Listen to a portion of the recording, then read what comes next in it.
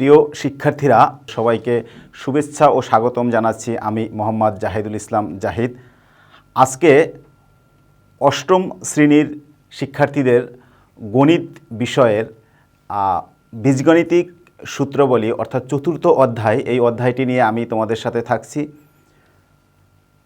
তো আজকে আমাদের এই টপিকস বা আলোচনা শেষে আমরা বীজগণিতীয় সূত্র প্রয়োগ করে দ্বিপদী ও ত্রিপদী রাশির বর্গ নিরূপণ, সরলীকরণ ও মান নির্ণয় করতে পারবো। তো দেখো, বীজগণিতীয় সূত্র বলতে বোঝায় যেগুলো হলো বিভিন্ন গাণিতিক প্রতীক এবং অজ্ঞাত রাশির সাহায্যে আমরা যখন কোনো একটা নিয়মকে বা কোনো একটা সিদ্ধান্তকে মেনে নেই, সেই নিয়ম বা সিদ্ধান্তটাই হলো আমরা বীজগণিতিক সূত্র হিসাবে বলি বা এই বীজগণিতিক সূত্র হিসাবে আমরা এটাকে প্রয়োগ করি। অর্থাৎ একটা বিস্তর কাজকে আমরা সূত্রের মাধ্যমে সংক্ষেপে শেষে প্রয়োগ করি। সব ক্ষেত্রে আমরা সেই কাজটাকে নিয়ে বিস্তরভাবে আলোচনা করব না। যেমন দেখো, আমরা যদি এখানে এ প্লাস বি এটাকে দুইবার গুণ করে দেই, এখন তাহলে কি হয় যে এটাকে আমরা লিখতে পারি A plus B whole square. আচ্ছা, এখন এই এ প্লাস বি হোল স্কোয়ার অর্থাৎ দুইটা রাশির যোগফলের বর্গ, কথাটাকে যদি আমরা এইভাবে বর্ণনা করে ভাষাগতভাবে বলি, সেটা হলো দুটি রাশির যোগফলের বর্গ। তো দুইটা রাশির যোগফলের বর্গ, এখন এটা যদি আমরা একটু চিত্রের মাধ্যমে উপস্থাপন করি তাহলে কিভাবে হয় দেখো, যে একটা ক্ষেত্র যদি আমরা নেই, এই ক্ষেত্রটাকে ধরি যদি আমরা, যার দৈর্ঘ্য হলো এটা হলো এ, আর এখানে আর একটা ক্ষেত্র নিলাম আমরা বর্গক্ষেত্র, যার দৈর্ঘ্য হলো বি। দেখো এই দুইটা ক্ষেত্র, তো এখন আমাদের যদি এইটাকে আমরা এভাবে বাড়িয়ে দেই, এখানে এইটাকেও বাড়িয়ে দেই, তাহলে কি দাঁড়াইলো দেখো, যেহেতু এটা বর্গক্ষেত্র তাহলে আমাদের এই যে বাহুর দৈর্ঘ্য আর এই বাহুর দৈর্ঘ্য এটা একই হবে, এটাও হলো বি। এই বাহুর দৈর্ঘ্য যদি এ হয় তাহলে এইটাও হবে কি এ। এখানে এই বাহুর দৈর্ঘ্যটা হলো আমরা এই বি এর সমান করে নিয়েছি, তাহলে এইটাও হলো কি বি। এই অংশটুকু সমান, এটা হলো এ, আবার এই অংশ সমান এ। তাহলে এখানে আমরা দুইটা বর্গক্ষেত্র নিয়েছিলাম। এই বর্গক্ষেত্রটার ক্ষেত্রফল কি, তাইলে আমরা জানি বর্গক্ষেত্রের ক্ষেত্রফল হলো বাহু স্কোয়ার মানে এ স্কোয়ার।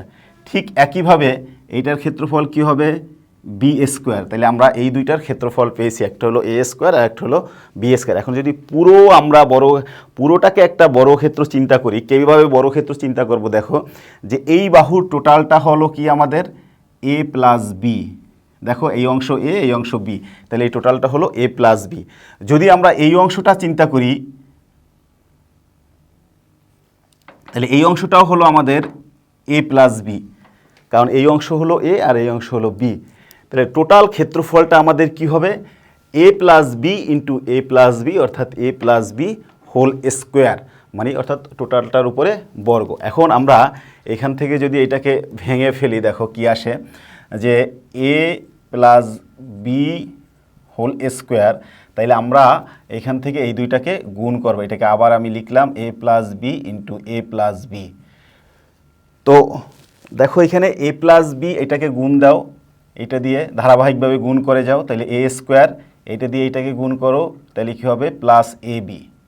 এইটা দিয়ে এইটাকে গুণ করো, তাহলে কী হবে, ধারাবাহিকভাবে আমরা যে গুণ করি সেই প্রক্রিয়ায়, অন্য কোনো প্রক্রিয়া না। এইটা গুণ করলে কী হবে, বি বি বি স্কোয়ার। তাহলে কী হলো, এটা A square plus 2ab plus B square. তাইলে আমরা কী পেলাম, যে A plus B whole square equals to A square plus 2ab plus B square. অর্থাৎ এটা হলো দুইটা রাশির বর্গের দুইটা রাশির সমষ্টির বর্গ। আমরা যদি কথাটা এইভাবে বলি, যে তোমাদের কাছে যদি আমি এই সূত্রটা জিজ্ঞেস করি, তোমরা বলবা যে স্যার সূত্রটা তোমরা বলো, যে দুটি রাশির বর্গের যোগফলের বর্গের সমষ্টির সূত্রটা বলো। তোমরা বলবা যে sir A plus B whole square A square plus 2ab plus B square. আমরা যদি এই অংশের ক্ষেত্রফল পেয়েছি এ স্কোয়ার, এই অংশের ক্ষেত্রফল পেয়েছি বি স্কোয়ার, আমরা যদি এই অংশটার ক্ষেত্রফলটাকে চিন্তা করি, তাহলে কি হবে, দৈর্ঘ্য হলো এ, প্রস্থ যদি বি ধরি তাহলে এ বি। তাহলে এই অংশের ক্ষেত্রফল যদি তুমি চিন্তা করো তাহলে এখানে একটা এ আর একটা বি, তাহলে এখানেও ক্ষেত্রফল হলো দৈর্ঘ্য গুণ প্রস্থ এ বি। এখন টোটাল এই চিত্রের যদি তুমি ক্ষেত্রফলটা বের করো তাহলে দেখো একটা হলো এ স্কোয়ার, এই যে এ স্কোয়ার, একটা হলো বি স্কোয়ার, এই যে বি স্কোয়ার, আর এখানে একটা এ বি, এখানে একটা এ বি, তাহলে কী হলো 2ab। তাইলে আমরা যে এইটার যে বর্গ যেটা পেয়েছিলাম এখান থেকে এইটার ক্ষেত্রফল যেটা পেয়েছিলাম a plus B into A plus B, অর্থাৎ A plus B whole square, সেইটাকে আমরা এভাবে লিখতে পারি যে A plus B whole square equals to A square plus 2ab plus B square. তোমাদের আমি একটা সূত্র দেখালাম, এইভাবে ঠিক A minus B whole square বা অন্যান্য সূত্র আমরা এখান থেকে নিয়ে আসতে পারি, বা এই সূত্রটাকেও আমরা একটু ভিন্নভাবে সাজাতে পারি।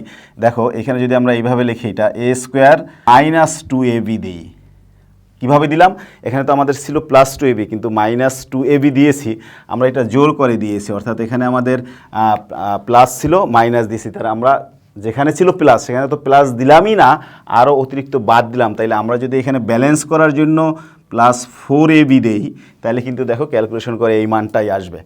কিভাবে, যে 4ab থেকে মাইনাস 2ab চলে যাবে, তাইলে আসবে প্লাস 2ab।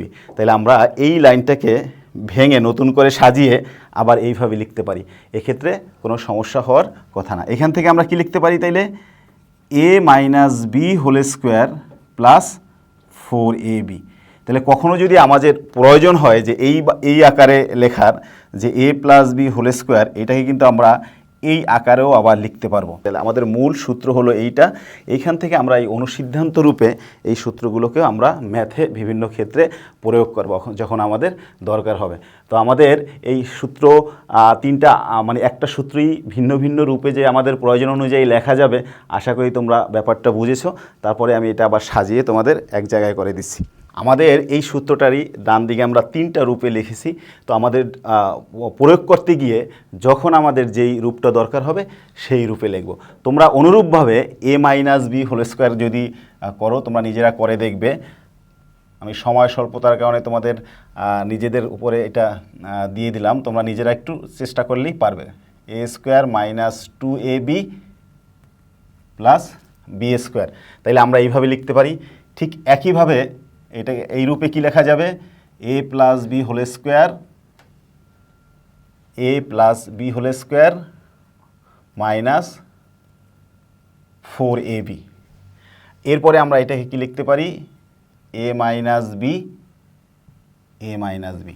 এই সূত্রগুলো কম বেশি তোমাদের জানা থাকার কথা, যেহেতু আমরা আবার এই বীজগণিতীয় সূত্রগুলো নিয়ে আলোচনা করবো, এই জন্য তোমাদের আবার দেখিয়ে নিচ্ছি, কারণ এটা আমরা 7-এ 4টা সূত্র শিখে আসছি। A plus B whole square equals to A square plus 2ab plus B square, আর এখানে পেয়েছি আমরা A minus B whole square equals to A square minus 2ab plus B square. তো আমরা এটাকে যদি যোগ করে দেই তাহলে কি হয় দেখো, যে এই 2ab চলে যায়, দুইটা সমীকরণ যোগ করার অর্থ হলো আমরা বাম পাশ এবং ডান পাশ এই দুইটা যোগ করে দিব। তাহলে এখানে 2ab চলে যায়, তাহলে এখানে দাঁড়ালো কি দেখো, A plus B whole square, A minus B whole square, এখানে এ স্কোয়ার, তাহলে 2a স্কোয়ার, এখানে একটা বি স্কোয়ার, একটা বি স্কোয়ার, তাহলে কী হবে 2b স্কোয়ার।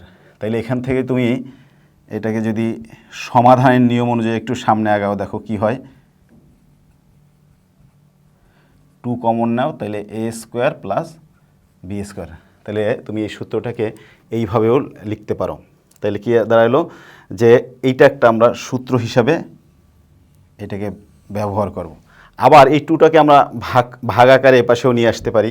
কিভাবে দেখো, যে A plus B whole square plus A minus B whole square divided by 2 equals to A square plus B square, অর্থাৎ আমরা এই আকারেও লিখতে পারি। তো এগুলো আমরা অনুসিদ্ধান্ত হিসাবে, অর্থাৎ আমাদের মূল কিন্তু এই দুইটা সূত্র, সেই দুইটা সূত্র থেকে অনুসিদ্ধান্ত আকারে আমরা এইগুলোকেও প্রয়োগ করতে পারবো। এখানে আমরা কি করেছিলাম, এখানে আমরা এই দুটাকে যোগ করে দেখিয়েছি, যোগ করে আবার এরকম একটা সিদ্ধান্ত থেকে একটা অনুসিদ্ধান্তে আসা যায়। আমরা যোগ না করে এই দুইটাকে যদি বিয়োগ করতাম তাইলে কি হয় দেখো, যেখানে A plus B whole square equals to A square plus 2ab plus B square A minus B whole square equals to A square minus 2ab plus B square. তাহলে এখানে যদি আমরা এটাকে বিয়োগ করে দিই তাহলে কি হয় দেখো, তাহলে বিয়োগ করলে চিহ্নগুলো আমরা জানি বিয়োগের ক্ষেত্রে, বীজগাণিতীয় রাশির বিয়োগের ক্ষেত্রে চিহ্নগুলো পরিবর্তন করতে হবে। এভাবে যদি আমরা বিয়োগ করি তাহলে এই চিহ্নগুলো আমরা চেঞ্জ করে দিই।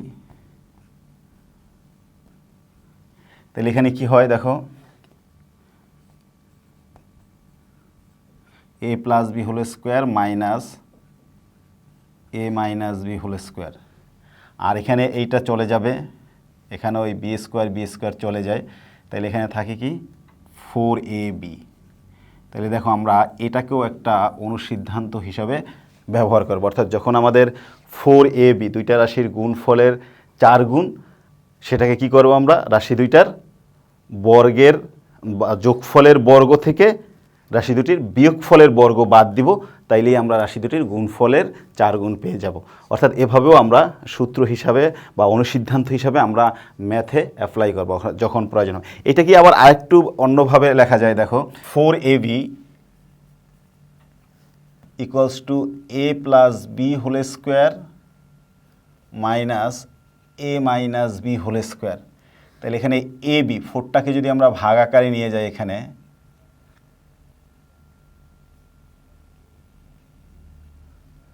ডিভাইডেড বাই 4টা এখানে বাম পাশে গুণ আকারে ছিল, সেটাকে ভাগ আকারে নিয়ে গেলাম আমরা।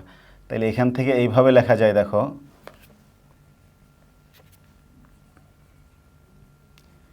A plus B divided by 2 whole square. অর্থাৎ যখন আমাদের লবে একাধিক রাশি আর হরে একটা, তাহলে এই হরেরটাকে লবের প্রত্যেকটার জন্য আলাদা আলাদা করে দেওয়া যায়। তাহলে 4টা আমি এখানে নিয়ে আসলাম, আর এটা 4টাকে যেহেতু আমি এই স্কোয়ার অর্থাৎ ব্র্যাকেটের ভিতরে নিয়ে গেলাম, তাহলে অবশ্যই 2 লিখতে হবে, অর্থাৎ এটাকে বড় করলে আবার 4ই হবে।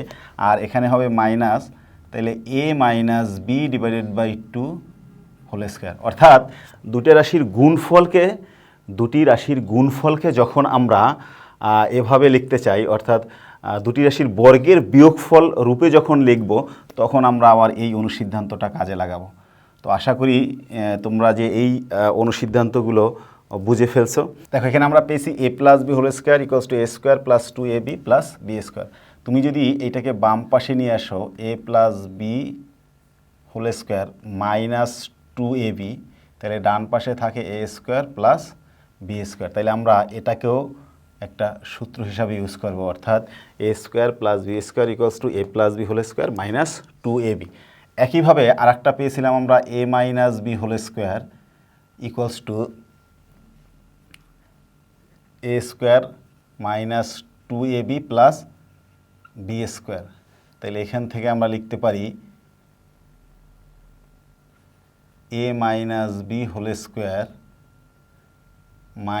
Plus 2ab equals to A square plus B square.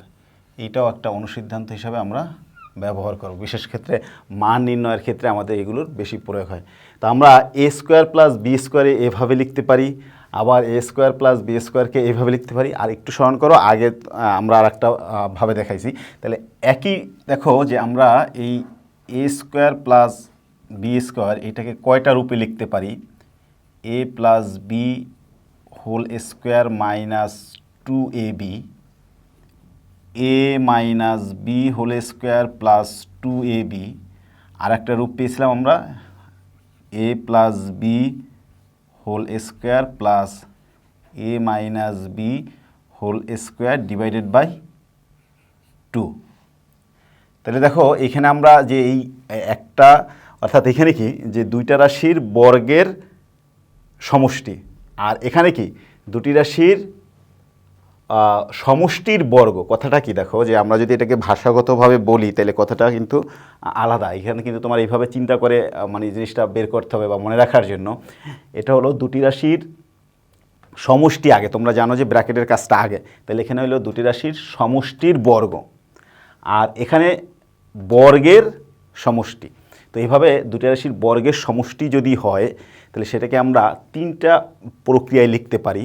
একটা হলো A plus B whole square minus 2ab, A minus B whole square plus 2ab, আরেকটা হলো a plus B whole square plus a minus B whole square divided by 2। এখন স্বাভাবিকভাবেই প্রশ্ন আসে যে তুমি একটা ম্যাথ সলিউশনের ক্ষেত্রে 3টা রূপে পেয়েছো, তুমি কোনটা ইউজ করবা। এটা অবশ্যই তোমার যা কিছু দেওয়া থাকবে এবং তোমার কাছে যা চেয়েছে সেই অনুযায়ী এই সূত্রটাকে প্রয়োগ করতে হবে।